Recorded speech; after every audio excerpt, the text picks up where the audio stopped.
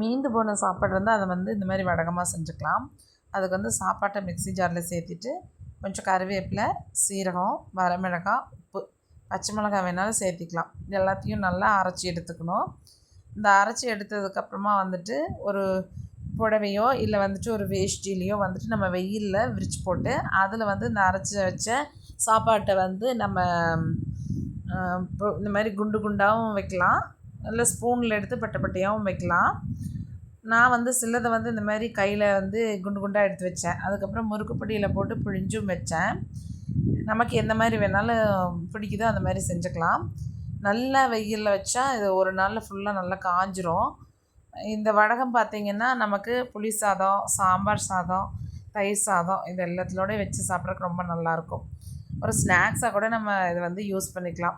So நல்ல வெயிலங்கில நான் வந்து காலையில் ஒரு 11 மணிக்காட்ட வச்சேன். சாயந்தரம் பார்க்கல நல்லா காஞ்சிருச்சு. காஞ்சதுக்கப்புறமா வந்துட்டு இந்த வேஷ்டியில் இருக்கக்கூடியது எப்படி எடுக்கலாம் அப்படின்னா, அந்த வேஷ்டிக்கு பின்பகுதியில் வந்து நம்ம தண்ணி தொளிச்சிடணும் இந்த மாதிரி.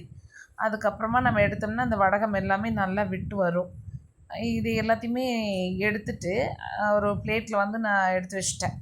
அதுக்கப்புறம் பார்த்திங்கன்னா அடுத்த நாள் வந்து இதை வந்து வெயிலில் நல்லா காய வச்சுக்கணும். ஏன்னா ஈரமாக இருக்கிறதுனால அதுவும் அதே மாதிரி ஒரே நாள்லேயே நல்லா காஞ்சிரும். இதுக்கப்புறம் வந்துட்டு இதை நல்லா எண்ணெயில் பொரித்து நம்ம யூஸ் பண்ணிக்கலாம்.